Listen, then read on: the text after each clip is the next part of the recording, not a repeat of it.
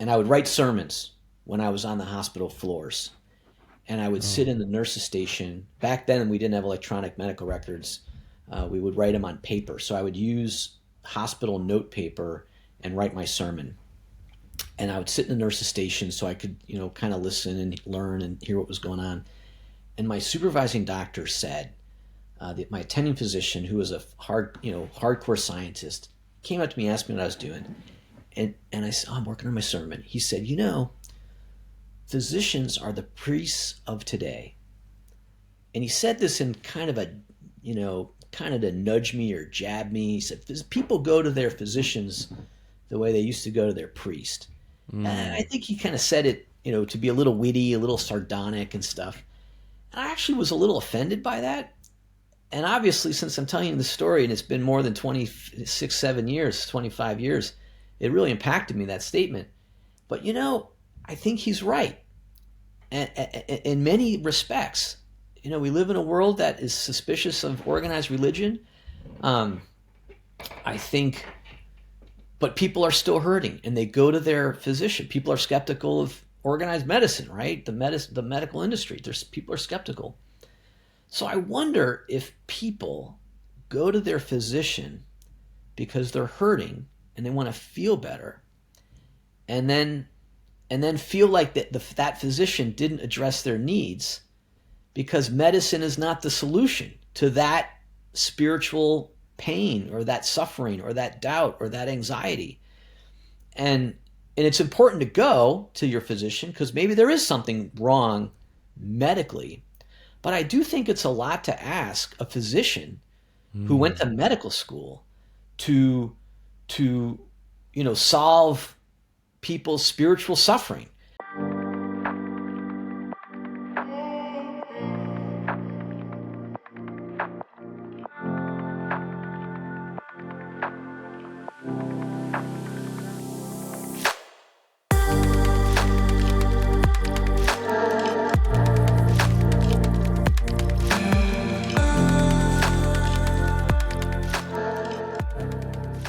Hey everyone, and welcome to another episode of Going Out, Looking In, the podcast about the big questions of life, personal growth, and spirituality.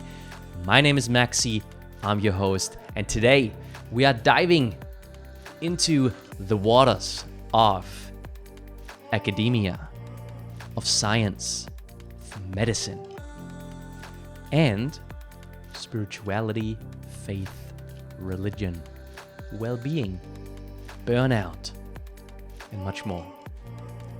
You'll be thinking like, how should that work? Well, you know me.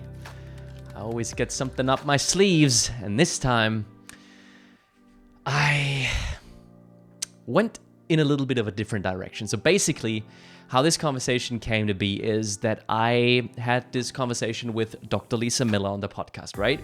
About the science of spirituality, Columbia professor, New York Times bestselling author of The Awakened Brain. Excuse me. So that being said, I was just further during my trip in the US pondering the question of what else is there in academia, in science, around maybe proof or some sort of research around these deeper questions of life and the human experience. And what better place to start looking than at the, while in the US, at the big universities. So we're talking what name comes to mind? Come on, guys. For me, it was Yale, for example, Princeton, Stanford, Harvard. And so I just did what I always do, which is be open and ask. And that's how this conversation came to life with Dr. Benjamin Doolittle from Yale School of Medicine. All right. Now this whole introduction, the Yale School of Medicine, I got it right. This introduction is a little bit different because every time I am interviewing someone with a scientific background, I want to make sure that I get it right, right? I want to get all the accreditations and the vita right. So that's why pardon me, I'm gonna quickly read a little excerpt of the Vita of Ben, so I make sure I don't miss out on anything. All right, ready. Ben Doolittle is the program director of the Combined Internal Medicine-Pediatrics Residency program. He's also the medical director of the Faculty Resident Continuity Clinic. His practice focuses on addiction, hepatitis C, HIV in primary care. His research interests explore the intersection of medicine and spirituality, wellness, and burnout. Ben is also an ordained minister holding an MDIV from Yale Divinity School and serves as a local urban congregation. Yeah, that's a mouthful. And you know, when I saw, I was just looking at his photo, you know, and then reading this, I'm just like, oh wow, I gotta, you know, I gotta be prepared. You know, this is a big thing. You know. But just by the reply of Ben and his spirit and watching him, you know, there's like quite a big interview he did a couple of years ago for Yale with Sadhguru and some more materials that I found of him, where it's just like, wow, this is such a genuine guy, just like a very approachable person. And that's how the whole communication prior to the conversation went down. And then as soon as the call started, there was just like this instant connection. And so, yeah, it was an awesome conversation. And we really delved deep into a variety of topics, such as, you know, really the bones and the structures of the scientific understanding behind well-being, but also the like the benefits and the sort of like the antidote of a narrative behind organized religion, and that there is a lot of value in this work of organized religion and the community that it provides. So we speak about that. We speak about the expectations that we oftentimes, subconsciously also maybe, carry into our visit at the local doctor, our sort of agenda, our expectation of what a conventional doctor should be healing and solving for us, right? And Ben, as a physician himself, who has both feet on the ground and really like has been working for 30 years in that field, he really sort of put things a little bit in perspective, and that was for me very, very enriching. I learned a lot. And finally, I'm just still sort of speechless. He actually ended up inviting me to Yale to speak and share my experiences with some of his students, which is obviously still something I cannot really wrap my head around. But like these are just, you know, the wonderful things that come from having those kind of conversations and just being open to explore different avenues of, you know, these deeper things of the human experience. With all that being said, as always, beautiful takeaways I wish for you, and yeah, just fun. You know, life's supposed to be fun. This journey. With this episode and Dr. Benjamin Doolittle.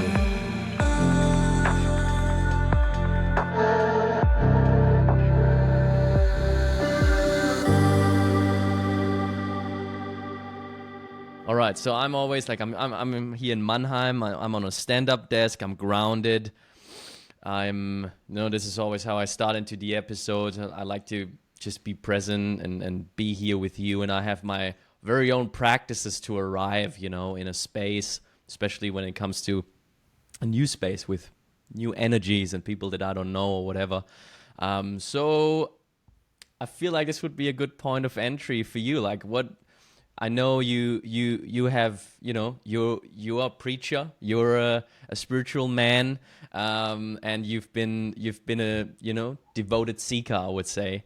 And so I'm just curious what your practice looks like. How do you start in the day? How do you ground yourself? Oh, Maxi, thank you so much for asking that question.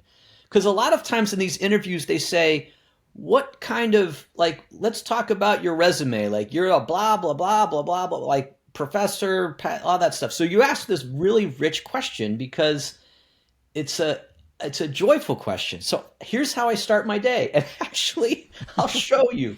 So every day I wake up and I engage with what I call my Renaissance journal, and I write at least 3 pages a day in the morning. Now, this was not my idea. This came from Julia Cameron, a book called The Artist Way, which is easily maybe behind the Bible, right? Like number 2 or number 3 or number 4. I mean, it is right up there. And so Julie, so my Renaissance journal, and the spirit behind that, or the art behind that, is one of introspection and creativity.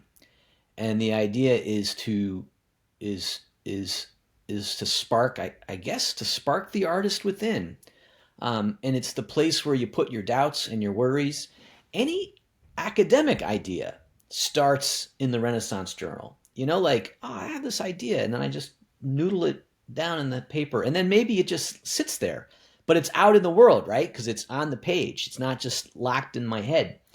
So, and the beautiful thing is that it's every single day. And I've only been doing this for maybe 3.5 years, just before the pandemic started. And then, of course, the pandemic, it became a really important discipline. But now it's this effortless, joyful practice. So that's the first thing. The second thing is I have a regular prayer meditation practice. And it's a combination. It's a combination of very traditional fixed prayer, the divine office, the traditional Christian monastic office, like what a monk would say if they were in chapter for their morning prayers.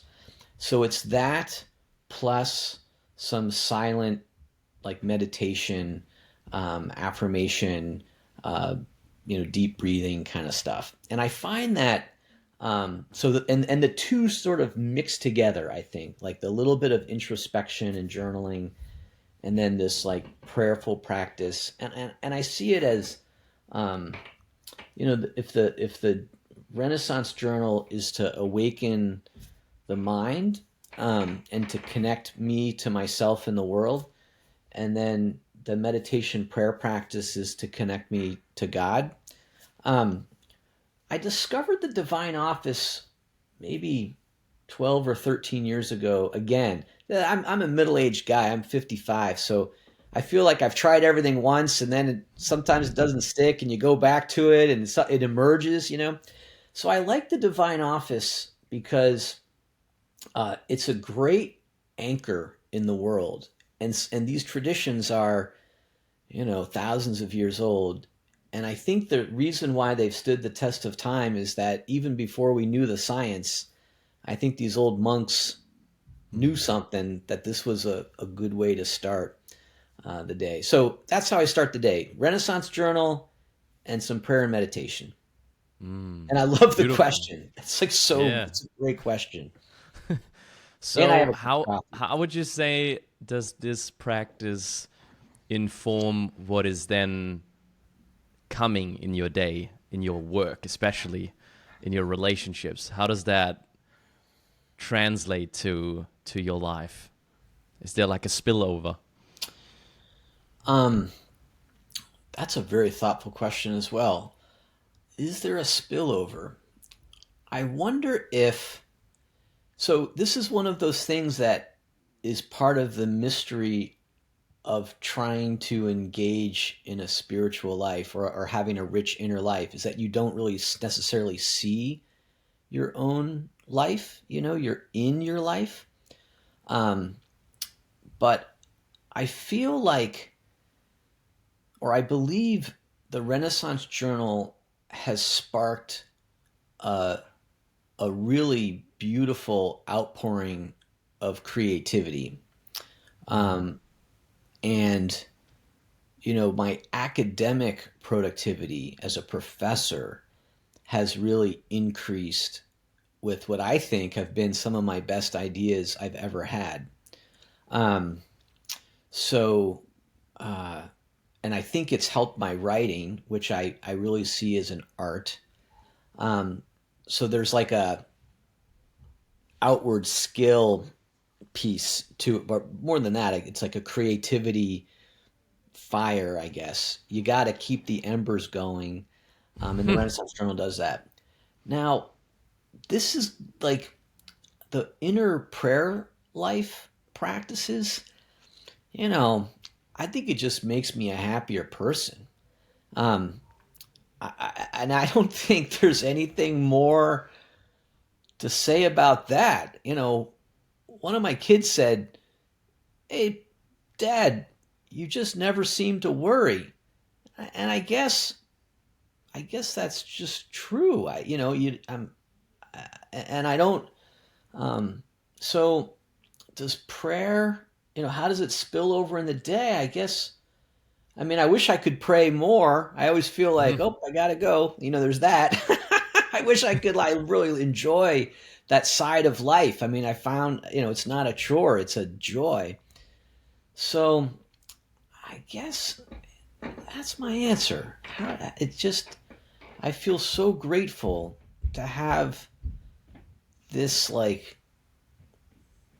anchor in the world, or this temple of time. That wasn't my phrase, the temple in time. That was Abraham Heschel, the old rabbi activist. He said the Sabbath was a temple in time, and I think my morning ritual is like a temple in time that gives me this gift, this joy, this grace to start the day. Yeah, like I think this is like the opportunity that I just want to take when speaking to people like yourselves and who are just, on a worldly level. You are, yeah, and that's what we've discussed in the little tiny conversation we had prior to the recording. Is just like, of course I could ask you so many questions around the pragmatic and tangible things of your career, and that I can just, put my finger on. But I feel like that the magic and the deep wisdom and the knowledge that is also something that is really valuable for us, and for me now coming in touch with you in that way is to be found in the more subtle realms. And so and I'm super interested in going in more sort of in the more scientific avenues as well. But there's just, being human, it's a Yeah. wonderful thing, isn't it? And there's so much, between heaven and earth. Yeah. This is the prayer book that I use all the time when I travel. And then here's my Renaissance Journal. It's like, Wow, that's a yeah. big one. Oh yeah, you got to have a big one, because especially when you're on a triennial leave, there's a lot to write about. Yeah, I wanted to ask you, so basically when you say that it also informs your work in the sense of like that your best insights and ideas were originated in things you wrote down in the Renaissance Journal. So where do you believe is that's all coming from? Because it's coming from somewhere, doesn't it? Yes. Um, so this leads to my second point, that is one of my beautiful spiritual practices that we were talking about before, is so where do these ideas come from? A good idea is really hard to come by. And I really believe that the way we get good ideas is through connection with different people and different ideas and different books, and being outside of ourselves or outside of our discipline. So maybe 10 or 11 years ago, I started the discipline of the Renaissance conversation, which is at least once a month, I reach out to somebody different from myself and have an open, curious conversation with that person. And so if my meditation practice is to connect me to God, and my Renaissance journal practice is to like look within, the Renaissance conversation practice is to connect with the world, especially people different from myself. And that is such a gift, because I get exposed to so many ideas, and we tend, maybe in our careers, we tend to maybe go a little deeper in our career, but then we lose sight of the beautiful collaborations and connections across disciplines. And there's been some data behind this. So one of my favorite books about this was called The Medici Effect. It was written by a Harvard Business School professor, and he described how the Medici effect. The Medicis were a banking family in Florence, and they helped finance the Renaissance. But really, it wasn't just about the bankers. He could have called it the Florence effect, I guess, but it was the fact that there were artists and musicians and philosophers and theologians, and Michelangelo was there, and Leonardo da Vinci was there, and the royal court, the political system was set up to encourage this. So there were very different people around the table, and then it was one important reason why it was a flourishing of these new ideas. And so that book really influenced me. So that idea of, and then the other data that I appreciate so much is that we can't wait for our muse to get a good idea. We have to always be exploring ideas and keep the field fertile for when a seed might land in the field. And some of this is born from necessity. So one of my roles in the world is I'm a pastor of a terrific congregation in New Haven. And, when you have to preach every single Sunday, you have to come up with something to say every single Sunday. And so it probably started with that 30 years ago, of like, oh, what am I gonna talk about this Sunday? So where these ideas come from, I mean, it comes, I think, from social connection and introspection and ultimately gift, right? Like these ideas, they come from somewhere. They do seem to come from connection or hybridization, right? Like being around someone different from yourself, or reading something that's outside of your field. I think that's the secret sauce in this. Right. That's, I think, a perfect segue into your work and I don't know, and this is just like how I perceive it as somebody's looking at it from the outside. Your view might be different, it might be exactly the same, I don't know, we'll find out. But looking at it from the outside, it seems like you've been courageous. You've been like, okay, well, there's like things that seemingly don't have, maybe, apparently not have much in common. Maybe they do. Let's find out. Let's conduct some research around it, okay? And let's see where we get with that. So there's a lot of avenues that you went into, and on the podcast we are just interested in the big questions of life, like where do we come from, where do we go, why are we here, what, how does this all work? And then we turn to big theories and contemplative modalities, but then also religion. And then we also end up right being born for me in Germany, we turn to Western medicine, or like to medicine in general, Eastern or Western. And then we basically say, okay, well, I've read this book and they say to live a fulfilled, rich life inside and out, I need to do this. But then I go to my local doctor and they say I should do this, and I cannot really put them together. So I'm like interested in what was the first sort of like this like spark of you that like inner, because something clearly, because you've done like hard things, you studied for years and you conducted research and all that, and it's, the life of an academic. It's not, you got to be, you got to have like some sort of inner motivation, like an intrinsic drive.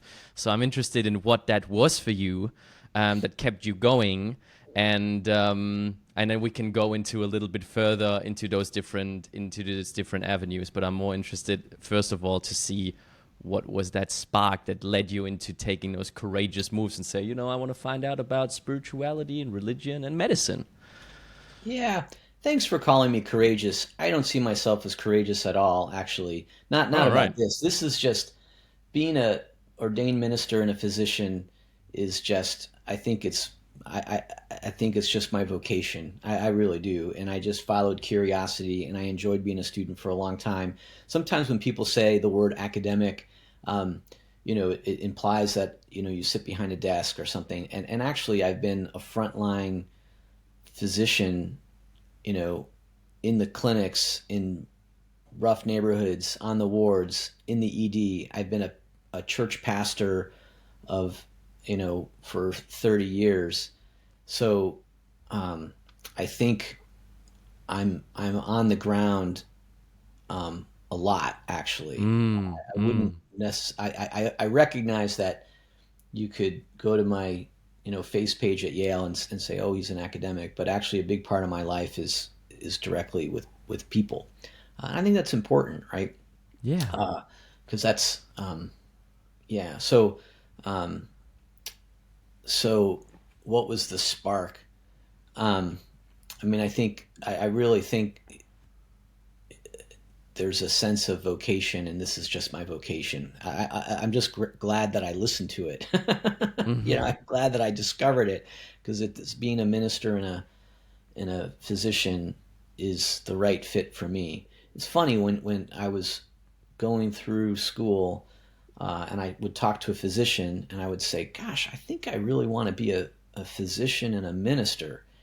And they said, very good advice. They said, "Well, it's too much. You can't do it. Medicine is all consuming." It certainly is pretty consuming, for sure. And then when I talked to, my pastor back home, he was a lovely guy. He said, "Well, that's going to be hard, that's the ministry is pretty consuming, so I don't think that's a great idea." But I followed a sense of call, and so far so good after 25, 6. Oh, I guess, when did I start medical school? 1994. Oh, almost 30 years. Almost 30 years of doing medicine and religion. Let's see how it works out. So far so good. So, out of your experience, how does one inform the other, and how does one maybe also contribute to another? Like, I've talked about it with Lisa Miller, and she elaborated on how an innate sort of capacity and an openness and a practice towards something higher than ourselves and a spiritual connection can directly influence our well-being. But like, I'm interested in your experience with that. Like, is there a connection with that in your experience? Yeah, boy, I have a lot to say on that. And I think my ideas on this continue to evolve. At the end of the day, I just think people want to feel better, and they want to be happy, and they don't want to hurt. anymore, and they don't want to suffer. And I and so people are trying to figure this out. And of course, going to your doctor is a great place to go if you're hurting and if you feel sick, if you feel unwell. And the beautiful thing about modern medicine is that we are a data-driven, evidence-based practice to help treat disease, right? And so that's beautiful. Like, and I with COVID and modern medicine and what you read on the internet, I think there is this suspicion around modern medicine, or people are looking for something more and seem to implicate medicine as being coming up short. I think medicine is a really important method, and the way we do medicine, like we do the best we can, running randomized controlled studies to figure out if this pill will make you live longer or lose weight or lower your sugar or lower your cholesterol or your blood pressure, or if this infusion will make the cancer tumors smaller and if you will live longer. I mean, that's really important, right? I mean, I think we in this postmodern kind of skeptical age, we tend to be skeptical of so much. But in my lifetime, in my own practice of medicine, we have fixed a lot of diseases that really would kill people not that long ago. Take your pick: melanoma, HIV, many leukemias, hepatitis C. I mean, this is really amazing. So, as a physician and a professor and a medical educator and a pastor, I really believe that I walk both sides of the aisle, and in these sorts of conversations, I try to be somewhat of an apologist for what medicine does. Medicine does medicine. Now, back in the day, oh goodness gracious, this might have been almost 28, 27 years ago, I was a medical student, and I was the minister of a church in a rough and tumble part of New Haven. And this church is a beautiful church, and years later, Pilgrim Congregational Church. This place is beautiful, and they had me as their pastor, and I was a medical student. They were so patient, so loving towards me, and they formed me into being a pastor. And I would write sermons when I was on the hospital floors, and I would sit in the nurse's station. Back then, we didn't have electronic medical records. We would write them on paper. So I would use hospital note paper and write my sermon. And I would sit in the nurse's station so I could, kind of listen and learn and hear what was going on. And my supervising doctor said, that my attending physician, who was a hardcore scientist, came up to me and asked me what I was doing. And I said, I'm working on my sermon. He said, physicians are the priests of today. And he said this in kind of to nudge me or jab me. He said, people go to their physicians the way they used to go to their priest. And I think he kind of said it, to be a little witty, a little sardonic and stuff. And I actually was a little offended by that. And obviously, since I'm telling you the story, and it's been more than 25 years, it really impacted me, that statement. But, I think he's right. And in many respects, we live in a world that is suspicious of organized religion. I think, but people are still hurting, and they go to their physician. People are skeptical of organized medicine, right? The medical industry. People are skeptical. So I wonder if people go to their physician because they're hurting and they want to feel better, and then feel like that physician didn't address their needs, because medicine is not the solution to that spiritual pain or that suffering or that doubt or that anxiety. And it's important to go to your physician because maybe there is something wrong medically. But I do think it's a lot to ask a physician who went to medical school to solve people's spiritual suffering, because we're really bad at that. The best we do is we prescribe Prozac and then refer people to counseling. And maybe that's not a bad thing, right? Maybe that's really part of getting better, right? Like the medical model can help a lot, but it clearly is not, it's not enough. And maybe we've become, as this postmodern human community, we've become so reductionist in our approach, and we've split ourselves into pieces. We talk about spirituality and meditation, and then we talk about pain and blood pressure, and why are we splitting that up when they're clearly so connected? So medicine does great stuff, right? It helps people live longer, and we know that. But it's limited. But some of the limitation is where we are in society, in our own individual insights.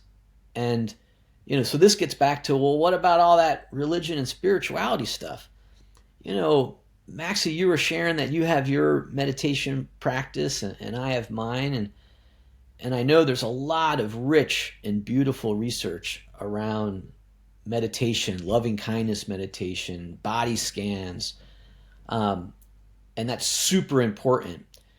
There are a lot of apps for meditation and such, but I have to put out there, I think many millions of people have downloaded those meditation apps, and then with the very best intentions, we intend to use them, but then we don't use them 90% of the time. And so we've fractured ourselves.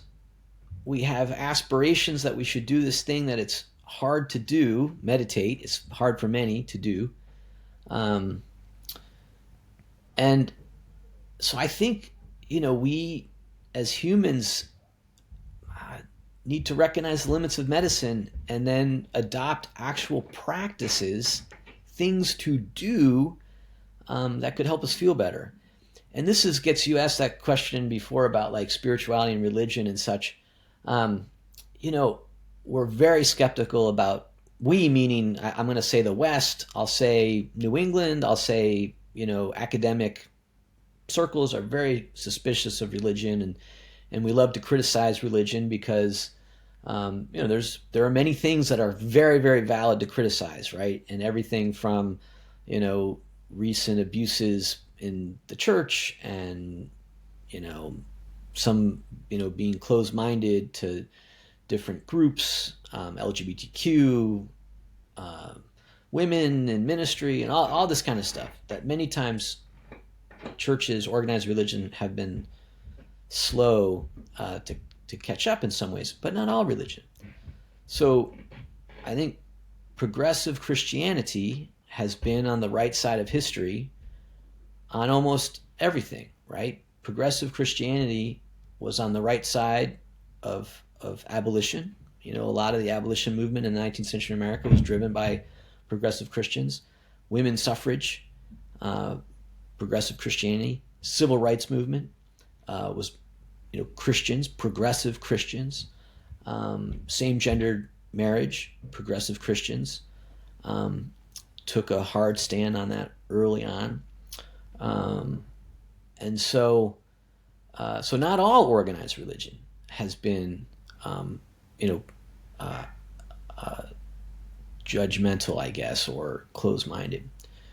And so this leads me to this piece that over the years I've been very thoughtful about, because I love mindfulness and connected to the spiritual life, but the tough part with that is it tends to be somewhat individualistic, right? It's one person plugging earphones into an app or reading a book about mindfulness and kind of trying it out, listening to your podcast, right? And it's sort of like when you go to the gym and you see someone with super big muscles and you think, oh, I should really do what that person's doing. And then, it's hard to do, and then you kind of don't do it, and, it's hard.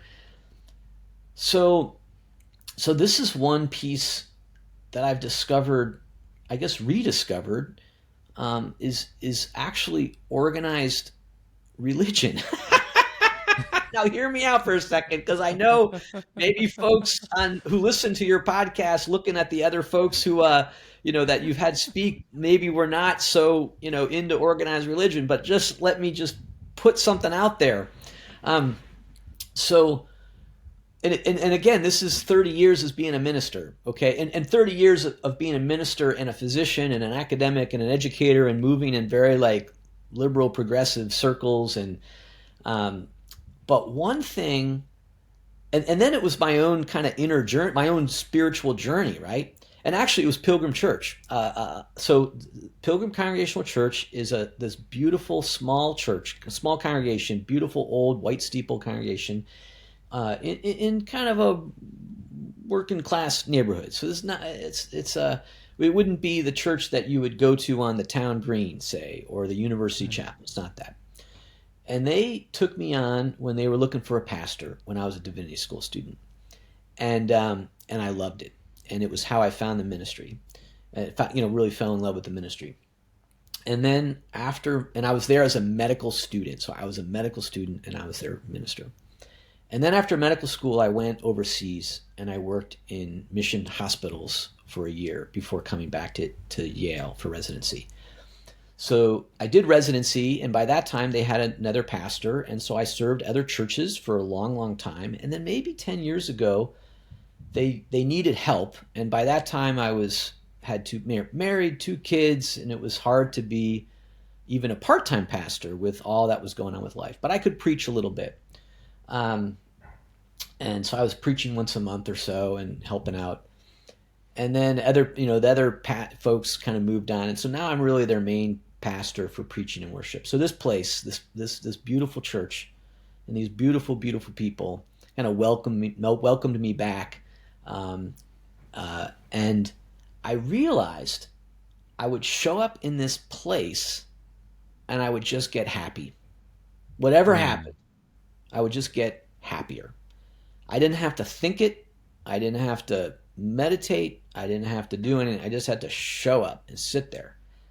And I'm the minister, right? So I'm thinking, wow, this is kind of funny. Like I show up here and I'm like, wow, I just feel happy, I say we have the greatest coffee hour in all of Christendom. You should come for a happy hour. It's really fun. Anyway, but I was there and I was thinking, church, and I'm just speaking as a progressive Christian pastor, okay? This is my own experience. I was like, this is the most artistic thing that I do in the week. And I try to play a little guitar and I try to draw a little bit, but I sing. You go to church, you sing. It is the most artistic thing I think that people do. And I know meditation, they talk about breath work and stuff, but you know what? If you sing, you're doing breath work, And so it's the most artistic thing that I do. I also think attending religious services might be the most intellectual thing that people do. And quite likely the most intellectual thing that people do, even if they have an intellectual job. Because someone stands up there, a heartfelt, thoughtful person is going to give a sermon, usually, right? Most of the time. And this is across religious traditions, right? So someone's going to give a thoughtful interpretation, usually with 3 points in a poem or a funny story or whatever, something thoughtful, provocative, based on Scripture.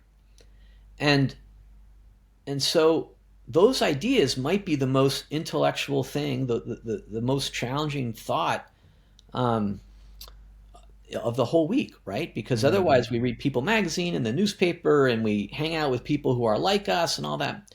So it's the most artistic, most intellectual thing.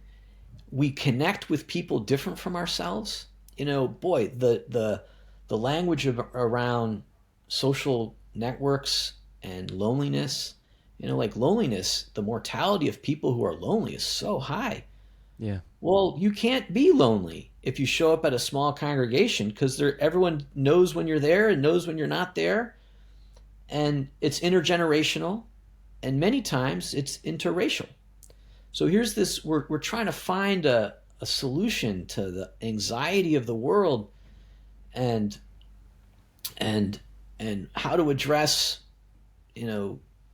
disparities across race and ethnicity and social class. Well, church, can do that. Now, not all churches, right? I totally understand when people say, "Hey, wait a minute, Ben, what about X, Y, and Z?" And that's true. It's absolutely true. I can, of course. But the critique of that belies the truth that there are these communities that are enriching and beautiful and supportive.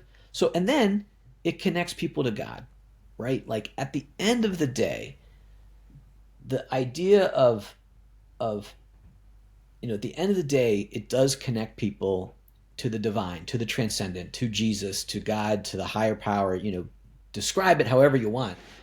But something happens there when you attend religious services. Now, it's not either or, right? It's not like, oh, there's the meditators and the mindfulness people, and then there's like the church people. Obviously, no, that doesn't make any sense at all that you would split that. It's sort of like going to the gym, right? We go to the gym to exercise our body, and we go to this place, a church, a synagogue, a mosque, or whatever, and we exercise our spirit. And it doesn't mean we don't go jogging alone or hiking or lift weights alone or whatever. I mean, we do that stuff. But there's a reason why I think these rich traditions have lasted thousands of years and that preceded the data. So I think a lot of these things are onto something. Can I tell one more story that has deeply moved me? So as I mentioned, Maxie, I've been in the United Kingdom on a triennial leave, so I get time away from my regular job to do academic work and all this stuff. So I've been at Cambridge University, in England, at the Faraday Institute of Science and Religion. It's a beautiful place, wonderful folks, and I'm actually here at St. Andrews University, where there's some wonderful stuff around science-engaged theology. Wonderful, and everyone's been so kind in all of this. Now, the thing about Cambridge is they have these colleges, right? Like Queen's College, King's College, Clare College, all these colleges, and many of them have their own chapel. Now, I had an ID that got me into like a few of the libraries. Just two of the libraries, my ID worked, but not all of them.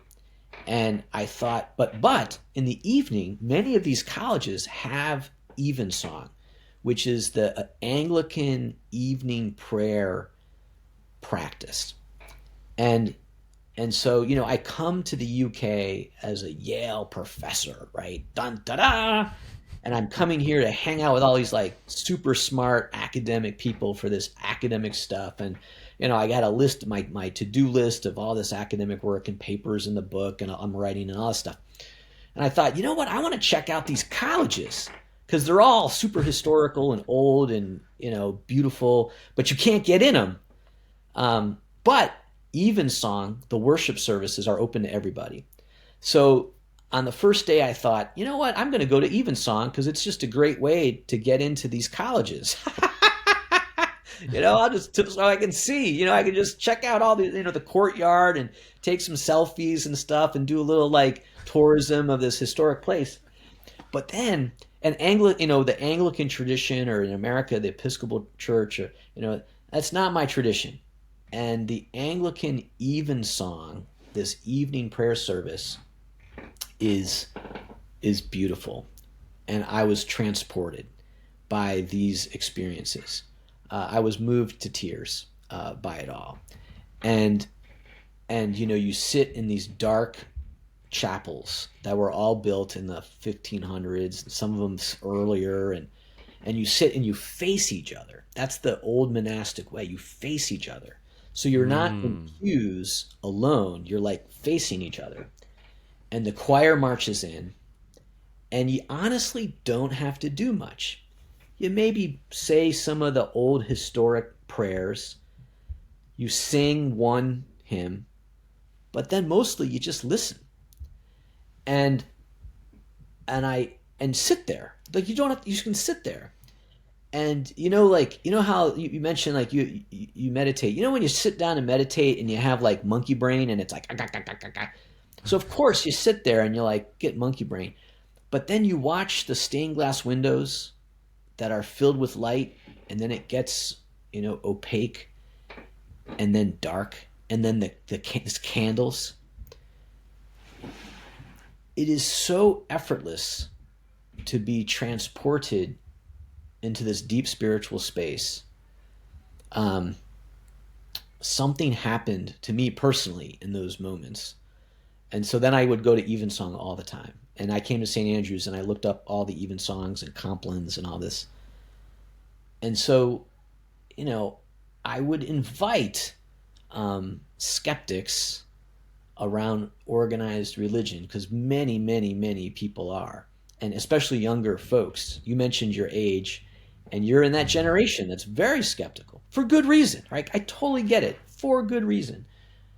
But I would invite people to at least consider, these moments that are powerful, that are artistic, that connect people across differences, that are intergenerational and interracial and cross social class, are creative, artistic, and that do many, like, the things that we try to do when we're trying to do mindfulness or meditation or spirituality. These are spiritual experiences.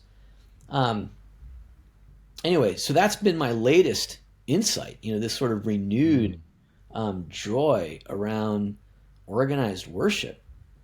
In the Protestant Christian tradition, you go to a service, a Sunday morning service, and a lot of it's driven by the preacher. Oh, that sermon was long, or that sermon was great, or boy, he was a little off today, or whatever, right? It's driven by the personality and the quality of the choir or whatever, right? Like this sort of commodity of church, right? Oh, I didn't get much out of it. These ancient liturgical practices, there is no personality. You show up, you sit there. The priest opens the book, reads the prayers, you do it together. It's not about a performance. It's about showing up. And when we go to the gym and we walk out of the gym and we're sort of tired and we're loose and we think, oh, that was great, I got to go to the gym more. And I kind of walked out of Evensong, and every time I walk out of my church, Pilgrim Church, every time I walk out, I think, wow, that was great, I got to do that again. Anyway, so I know I just went off and off and off on, on this, a little bit of an apology for medicine and a little bit of an apologist stance on organized religion.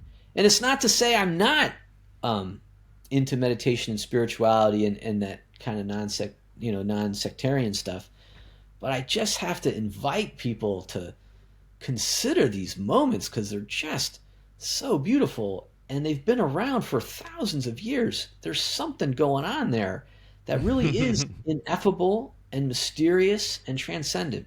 All right, I'll stop there.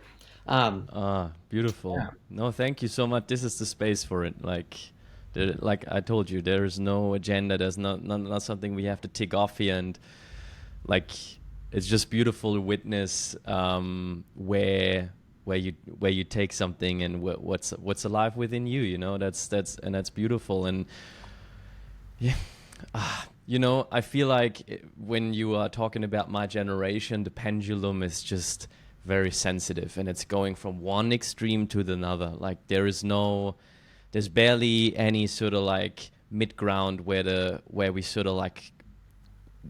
just like rest. It either is like yeah, on one side or the other. And I also, this is also what we're trying to do here as a common effort, is to bring the pendulum a little bit back to the middle, back to the center, and to invite people, because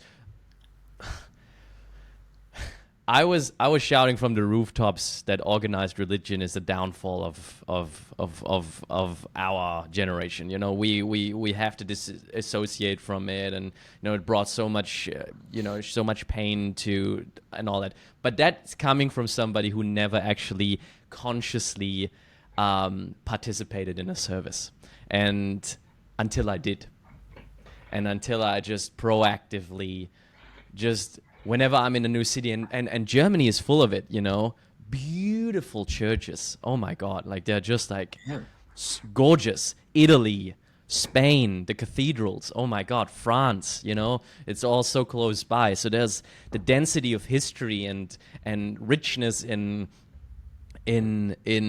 devoted spirituality is so dense.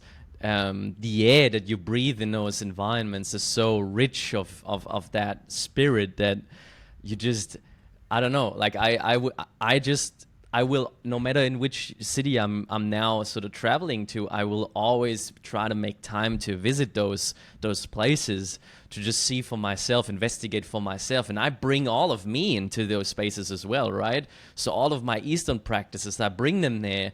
And when I'm looking at I just had very deep moments in Munich in a Catholic church where there was a different altar for Holy Mary, and then there was one for Jesus, like a side altar where you can just like pray in complete sort of solitude, and it was so like a beautiful secluded sort of area. And when I'm looking at these big paintings as well, I'm seeing just God, I'm seeing unity. I'm seeing just people suffering, because they're like attached to the mind and to certain things. But then there is, the higher connection to something higher than themselves, and it puts your own struggles into perspective. And that's what I'm seeing now in those paintings. And that doesn't have anything to do with the actual story, John said this and this, and Matthew said this and this, and he wore this and this, and he drank wine, but it's not about that. It's more like, what do I bring now to these environments? And so when I'm hearing people talk about that, I'm like always like, okay, what is your actual experience? Like, have you read about it in your cocon on a laptop, sitting in a, I don't know, or reading something in a newspaper or something, or have you actually gone and just experienced it yourself? And I'm also trying to invite people in, because like I said, we don't need more separation. There's so many people who do that, so many institutions who do that. And I wanted to get back to one thing you said in the beginning of that of your answer, and that was when you talked about physicians and what kind of like the demand that we that we come to a doctor's office with. Like we ask for a lot. I get that, and it's impossible to meet someone and address someone's well-being in a holistic way within 10 minutes or 15 minutes or 20 minutes that most patients get in a practice. And so that was a very beautiful insight that you delivered. And now I would just ask you a follow-up question, like, doesn't that then imply a certain, like, with that power that we give physicians, or like sometimes they're not even aware of it, but we see it play out because people have this urge, they're like, oh my God, like I'm struggling, I'm suffering.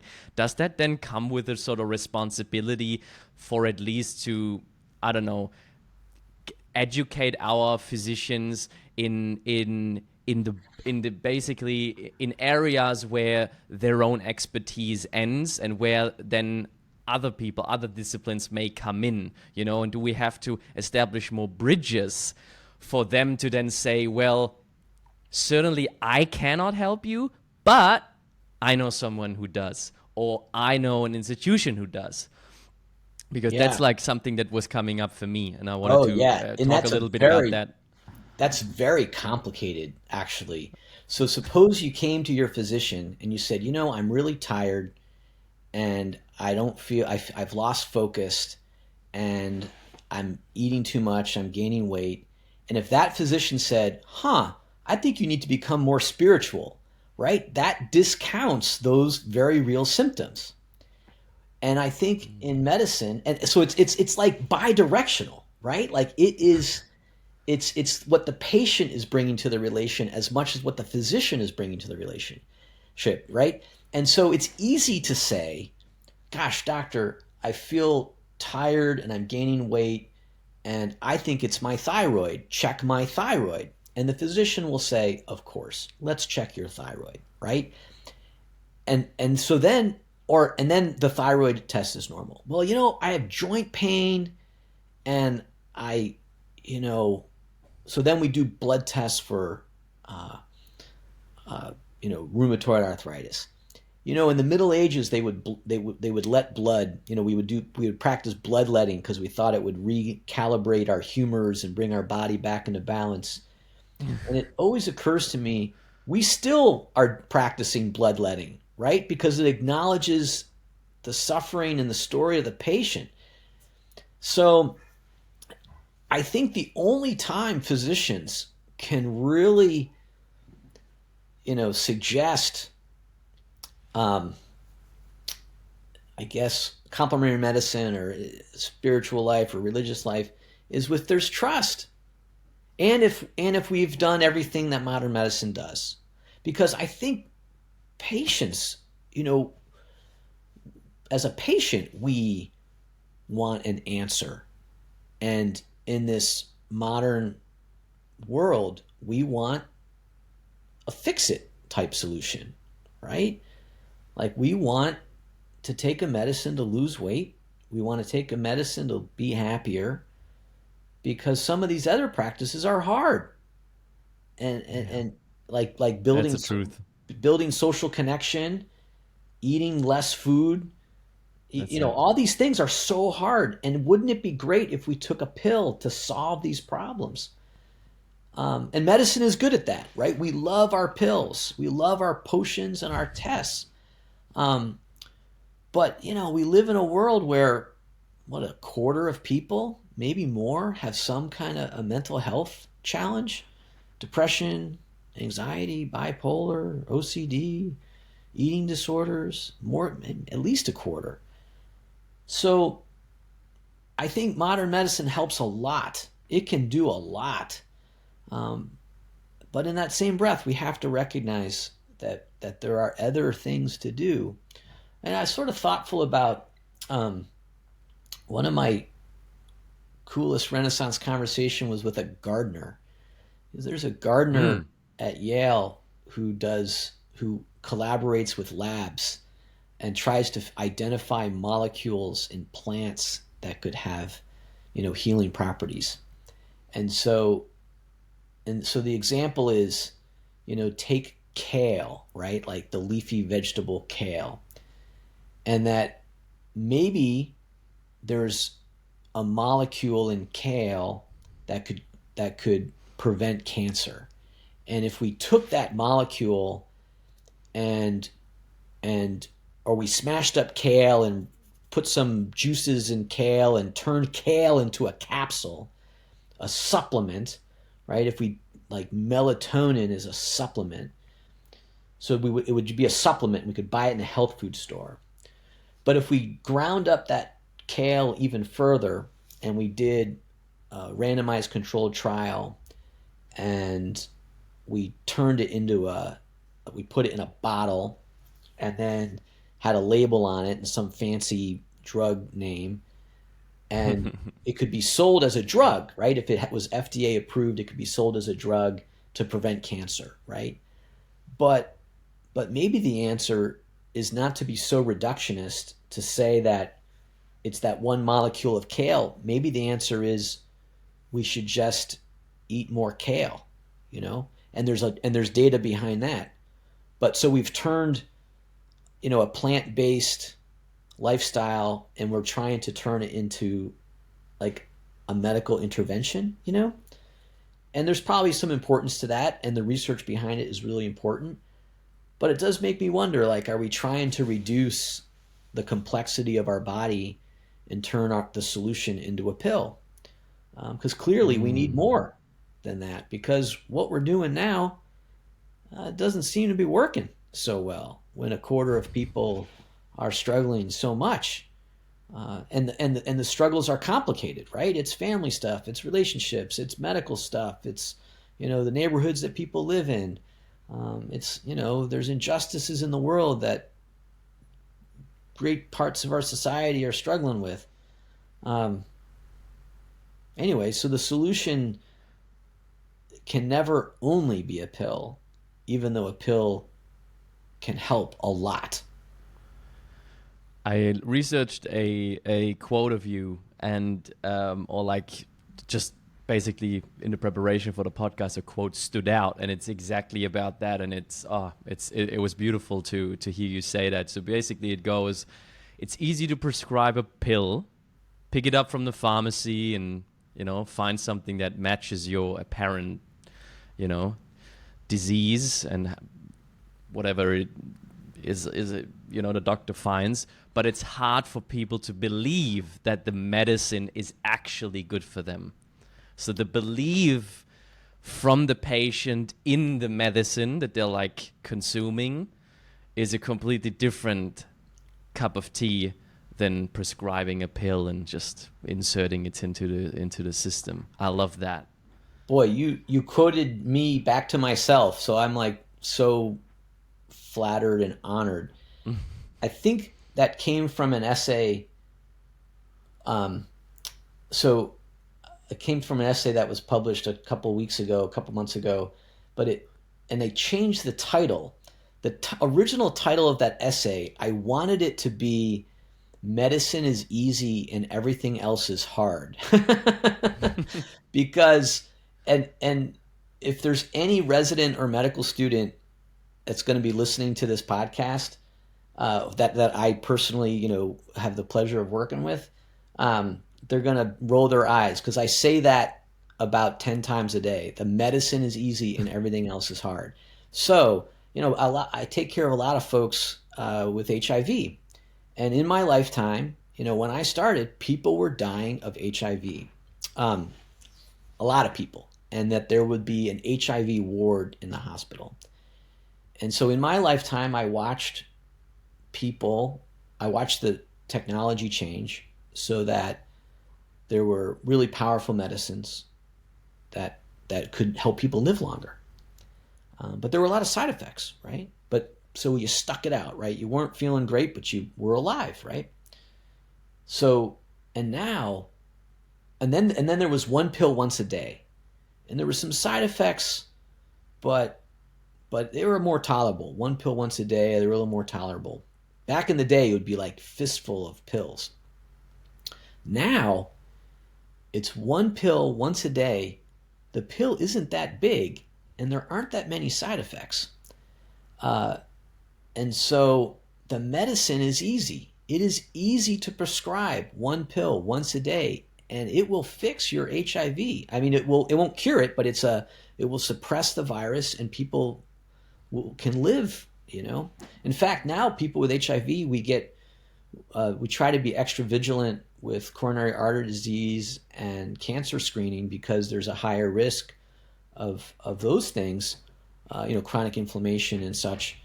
But 20 years ago, we weren't thinking about chronic conditions like that because people with HIV tended to just die. But now we have to worry about cancer screening and heart attack prevention, all that stuff. So that happened in my lifetime. In your lifetime, that happened. So the medicine is easy. It's very easy to prescribe one pill once a day. But exactly what you said, you're quoting yourself back, quoting me back. But exactly what you said, you're so right. A person with HIV has to believe that the medicine works.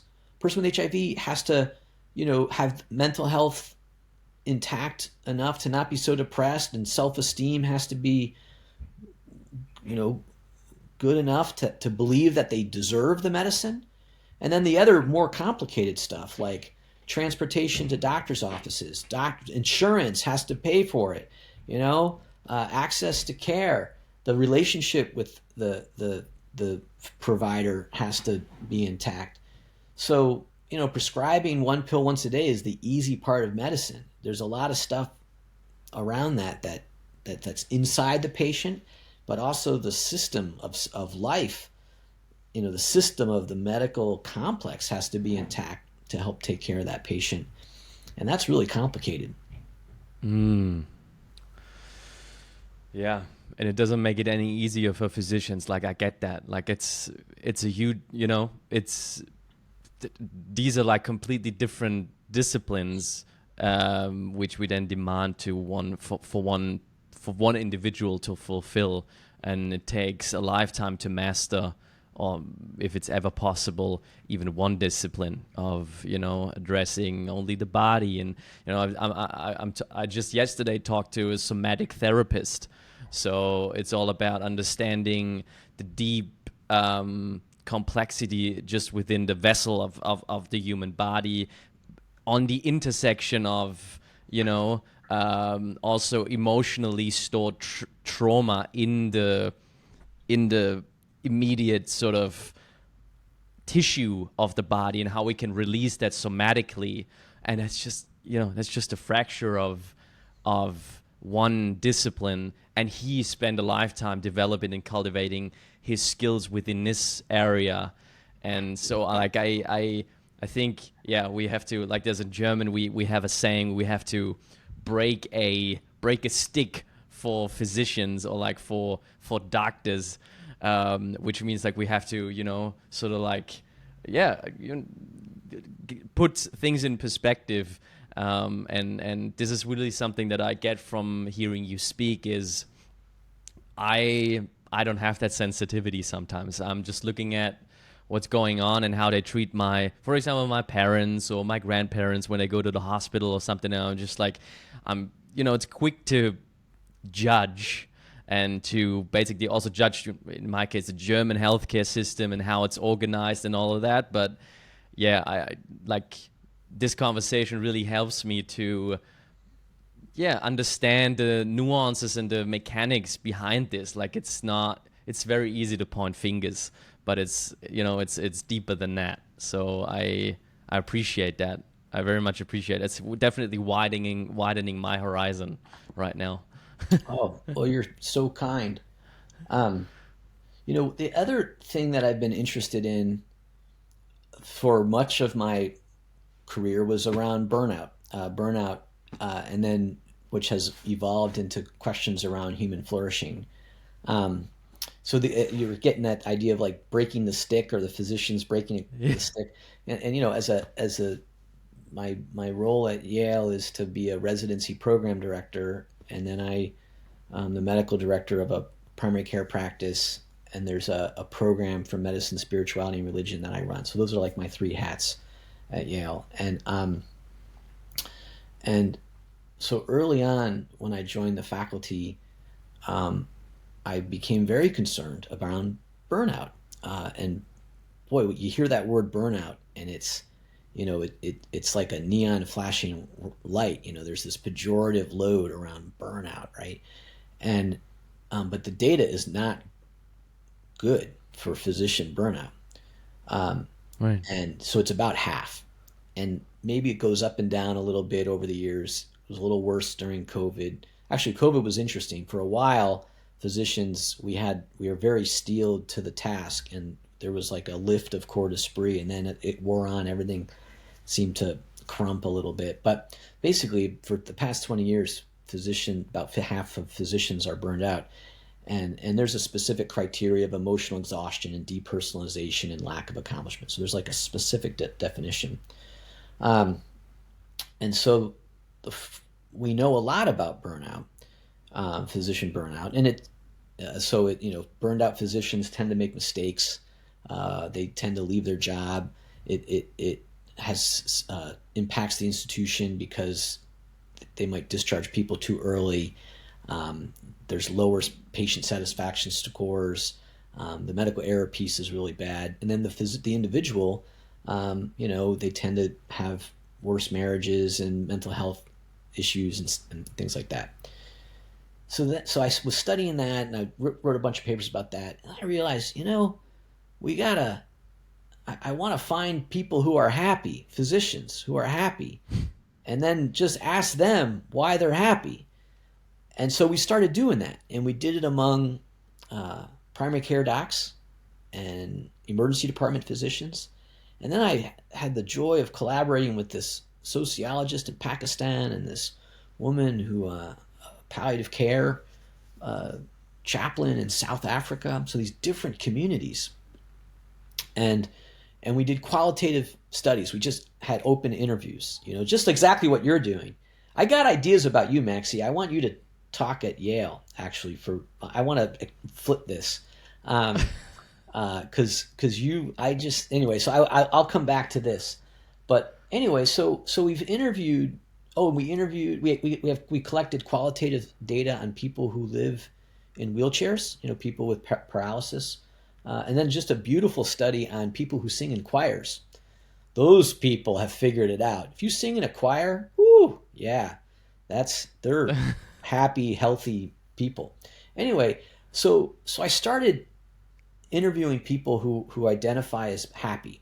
And we did validated instruments, and they weren't burned out, and they met, through questionnaires that they were happy. And essentially, it wasn't surprising. It really affirmed a lot of what we know. And there's some surprising things. So one is social connection. Physicians who were happy tended to feel really strongly about their staff and have overlapping circles of community. So family, friends, one person was really interested in, I'm in a bicycle club or a tennis club, or every weekend I have a family thing. Or even introverts would say, I have 3 friends, 4 friends, and I'm really close to them. That was huge. Physicians who were happy tended to be in it for strong values. In other words, they weren't in it for the money or the prestige. They were in it because they were seeking to heal sick people, to care for sick people. And I asked them about money. One of them said, money. It's important, but not relevant. Like it was a subtle thing. Like, I know I got to think about it. I should probably think about it more, right? It just doesn't even occur to them. Because a lot of times folks go into medicine for like social prestige or money or whatever, all that stuff. Those are probably legitimate reasons. But the ones who were thriving were were in it for these value-based reasons. Physicians tended to have some autonomy over their practice. So they did lots of things, but they had some control of their work schedule, work environment.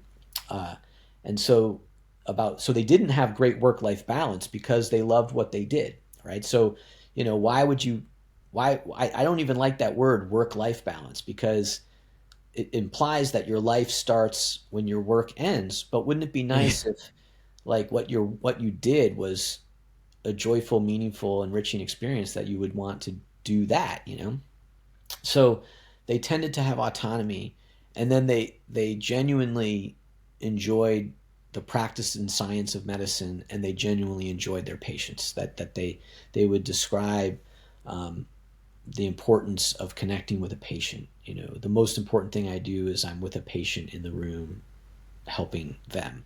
So those were like the 5 things. So social connection, value-based care, autonomy, the love of medicine, and the love of patients, those 5 things.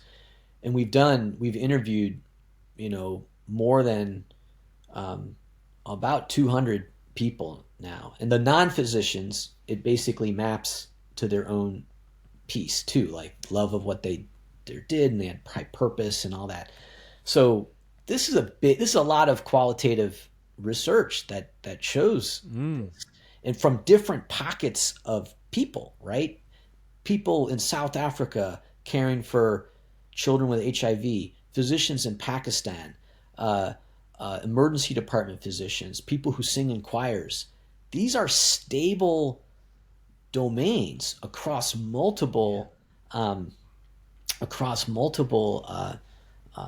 communities here. So I'm very intrigued by this. And part of it is these projects have all come about from Renaissance conversations. Someone comes to me and they say, oh, Doolittle, I want to, study something. I say, I'm really interested in this question of flourishing, because we know what burnout looks like, and we know the sequelae of burnout. We know what anxiety and postmodernity and all that stuff. We know about that. But let's find people who are happy and let's talk to them.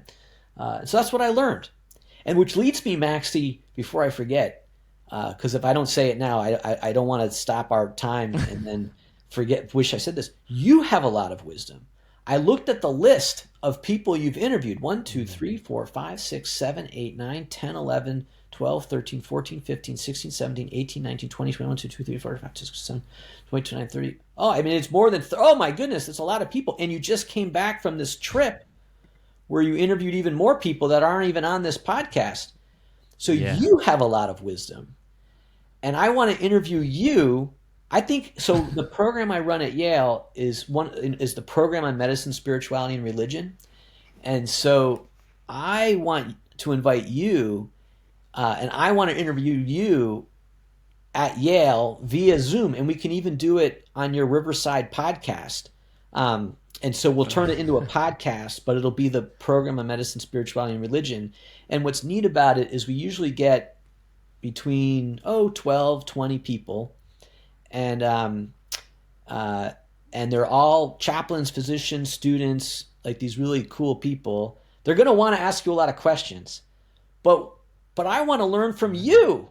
You've interviewed, you've done your own qualitative study on human flourishing and the spiritual life.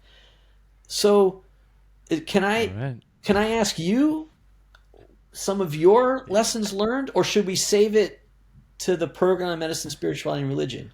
Well, first, let me ask you, would you want to do that? Speak at Yale? I would be honored. I would be honored. We have to do that. I would be delighted. We'll get on the books for that for sure. Maybe we'll turn off the recording and we'll look at our calendars and we'll make it happen. It'll be in the spring. Yeah, we but do that separately. So but I'm honored. Thank you so much. Wow. Yeah, it'll be That's really amazing. fun. That'll be so fun. And then I'm just going to ask you a ton of questions. And then all your listeners, they've probably gotten so curious about you. Like, who's this guy? He's got a marketing company, but he goes to Ireland and the United States to interview people. You're a pretty interesting guy, Maxie. I think I want to learn from you. So you're in. Yeah. So we'll get on the books after this talk. But so then could I ask you? So I'll talk about myself, and then I'll ask you this one question. So when I interview people for my residency program, it's very competitive, and we get more than 300 people every year, and we just choose 4 people. And it's this whole ranking thing, and it's this whole thing that everyone gets anxious about. I mean, I don't get angry. I mean, it's the students, it's very stressful and all that stuff. So I tell everybody in advance, the night before the interview, we meet over Zoom, and I tell them I interview everybody. I interview everybody just for 15 minutes, because we just have 4 interview days and we don't interview that many people. So I ask them this one question. I say, tell me what the one thing is. Tell me what the one thing is. It could be something on your resume. It could be something that's not on your resume. It could be an experience. It could be a value. It could be a mantra. Tell me about the one thing. And I tell it to them ahead of time because I don't want to surprise them and I want them to think about it. And what's so great about that is now, for several years now, I have this compendium of people's one thing that they would say for their Yale interview. And it's so beautiful. And I'm grateful for that. Remember that Billy Crystal movie, City Slickers? Do you ever see that? It's about this middle-aged guy, and he's kind of crispy and burned out and, kind of in a rut. And so he goes on this cattle drive out west in the United States, and he meets this leathery old cowboy, and he says, East Coast, middle-aged, crispy, burned out guys always come out to the cattle drive to think this is going to solve all your problems. The trick is you got to just do the one thing. And then Billy Crystal says, the one thing, tell me what the one thing is. And then the leathery cowboy says, oh, that's for you to figure out. And so, Maxie, what is your one thing?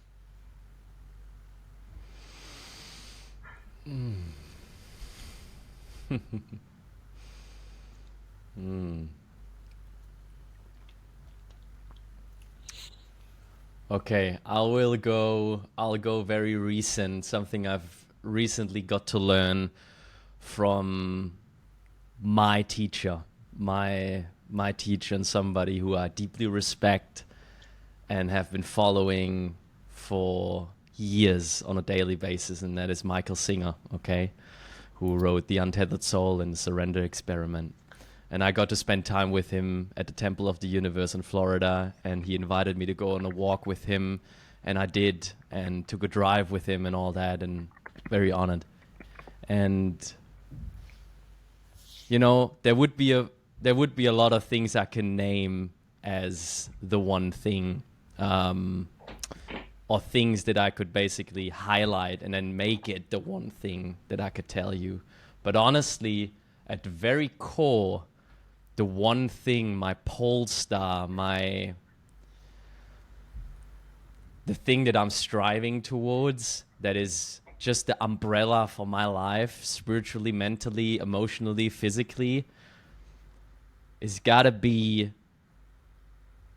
the letting go of having the one thing and replacing having the one thing with becoming the vessel in this incarnation of mine for whatever needs to come through me. And I see it play out in this podcast. I see it play out in my relationships. I see it play out in my work life. The less there is of me, the less there is an idea of what that one thing or more than one thing should be, what I should become, what I should be, all of that, all of these ego ideas, all of these concept, views, opinions, wishes, hopes, and dreams there are, the more of a hollow tube I am for whatever in that moment needs to come through that allows me to raise what is right in front of me.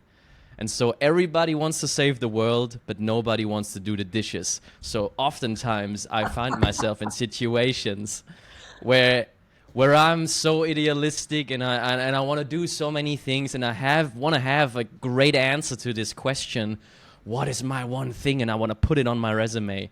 But honestly, it's about letting go of every little single thing that comes up when asking that question and replace it by, well, that one thing is what is needed in every moment that is put in front of me, so I can raise it, and it's being better off because it did appear in front of me. So that's where I'm trying to, and not trying, but aspiring to get to in my life. To the best of my abilities, with all the human imperfections, with all the splinters of faults in my morality and all of that. So that's how I would answer that question. Oh, Maxie, that is a beautiful answer. Oh, I want the good folks at Yale to hear that, actually. So we'll get you on. And actually, I wrote that quote, everyone wants to save the world, no one wants to do the dishes. Did you say that, or did someone else say that? That's really Somebody good. else said it, but it just stuck with me. I wouldn't be able to tell you who said it first, but I resonate with it so much. Oh, that's solid gold. That's great. And actually, this idea of like being a tube, or like being transparent to God or the divine, like that's a very mystical, take on this. That's so beautiful. I mean, the mystics would like the cloud of unknowing. It's sort of like really, so that's just beautiful. Yeah. Living from a place of surrender, as Michael Singer says. You just surrender to. Oh, yeah. Yeah. It's a constant journey of surrendering, so. It's so funny, like, save the world and put it on my resume. I talk about that a lot, about the difference between resume virtues and eulogy virtues. and this doesn't come from me. This comes from David Brooks, who wrote like a book, Man's Search for Meaning, and he was quoting this Rabbi Soloveitchik, who was this Jewish existentialist. And we talked about how there's Adam 1 and Adam 2, and Adam 1 wants to subdue the world, and Adam 2 wants to cultivate the world, and it comes from the Garden of Eden, you know? And Soloveitchik, you know, talks about, basically, David Brooks talks about eulogy virtues and resume virtues. And so resume virtues are what goes on your resume, and eulogy virtues are what people say at your eulogy, right?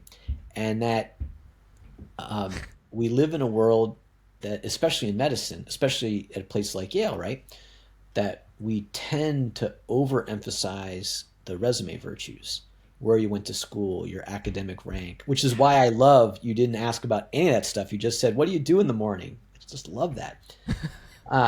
You know, your publications, right, in academics. And so we tend to overweight the resume virtues, and we barely speak about the eulogy virtues: kindness, love, curiosity, friendship.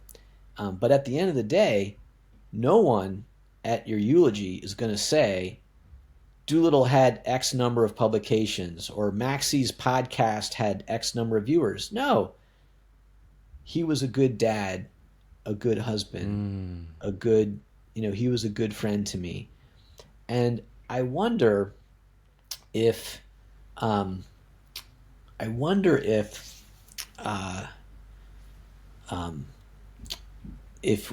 if we need to change the conversation a bit and emphasize the importance of eulogy virtues, especially in medicine, especially in leadership.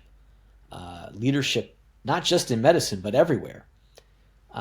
Because I think people who strive for virtue, for love, to seek the good, because, you know, the skeptics will say, well, what do you mean by the good? Like, but I have thoughts on that, actually. So I'm trying to do that in my little corner of the world, to find people who see the vision and importance of eulogy virtues.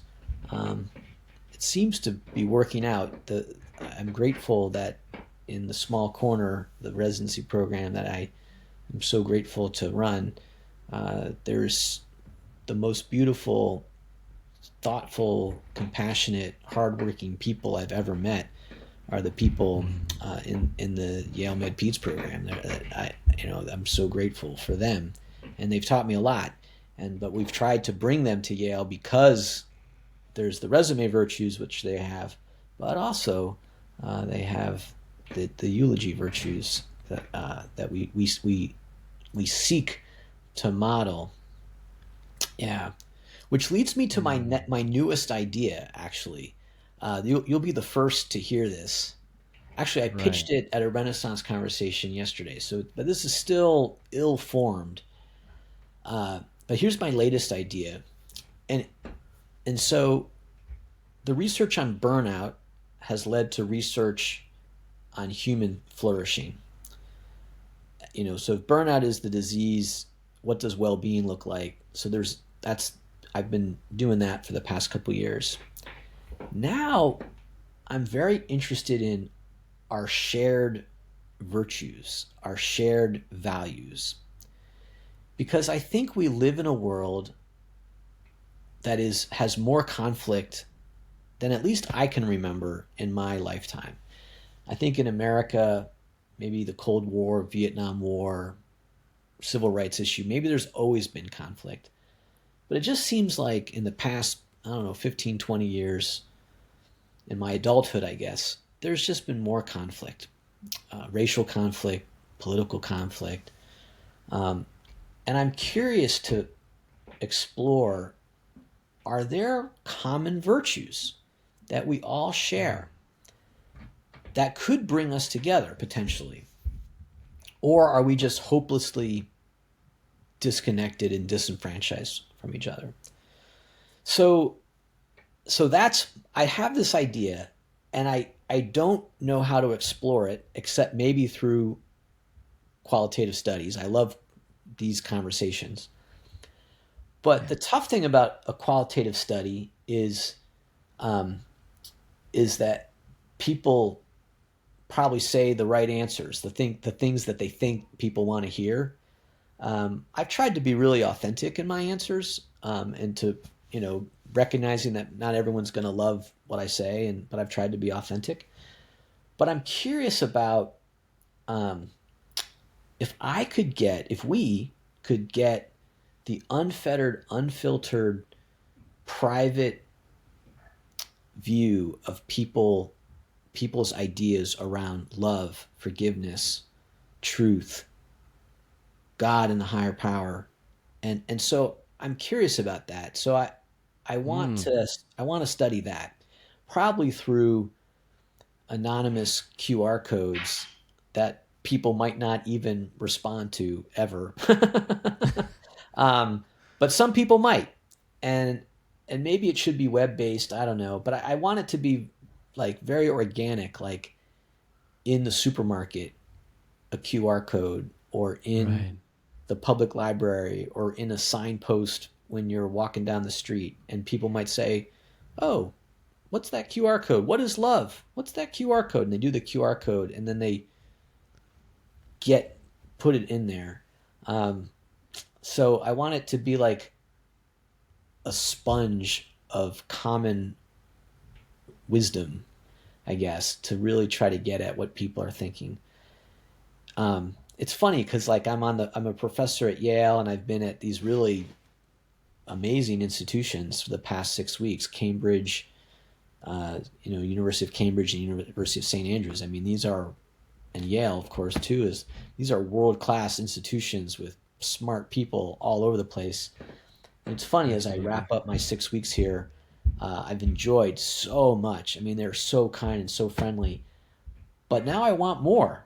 I want wisdom from people walking down the street, and what they think about love and forgiveness and truth and beauty and God. So that's my latest project. And maybe that's not the right method, right? But I'm very interested in the core values that bring us together. Do we agree? Are there things we can agree about, or are we just hopelessly disconnected from one another? I'd like to believe that there are common things that can bring us together, and I'm interested in exploring that. Absolutely. Oh wow, that's beautiful. And I can just, I can, yeah, I feel like the setup of like you're on the you're on the right path, with carefully sort of selecting the setup of how to conduct these what is the container in which this research is basically being placed in, because all the work that I've been doing with myself and with others in especially in group settings, for deep truths to come out, especially when and this is what I'm getting from you, what you want, you want for authenticity, for like an unfiltered light to shine through. The container in which that happens needs to be safe. People need to feel safe, and so how can we facilitate that? So form follows function, right? How can we, where can we, and there will be even then calculate sort of like a distortion of that modality. We have to, somewhat take that into account, because I don't think there will be any sort of way we can, because no matter how you facilitate anything, it'll always have somewhat of a flavor to it. But I guess it's just like to make it to come up with a way that is inviting people to share, let's say, a large majority of their authentic self, and for them to feel safe, to answer those questions to the best of their like current situation and ability. Because as Mike Posner also said, a musician that I so much admire, like and he says it about musicians or artists, but it goes really for anyone. Your music or your art can only be as deep as you are as a person. And I so much resonate with that. And so no matter what you do in this lifetime, it can just always be a reflection of where you are in your personal journey, right? And go as deep as you are within this human experience in this incarnation. And so I guess it's just like, okay, how can we facilitate a survey that allows people to bring all there is? You know, all of you is welcome in this. There is no right and wrong. There is nothing to achieve, and to bring to bear where they are at right now, what they see, what they think and feel authentically about love, about, you know, purpose, about the one thing, whatever you want to ask them. So, Oh, that's a great question. I should probably ask that. That's a great idea. yeah. So that musician, it's Michael Posen, you said? No, Mike Posner. Mike Oh, with Mike Posner. Mike and then Posner, Posner. Oh, got it. Okay.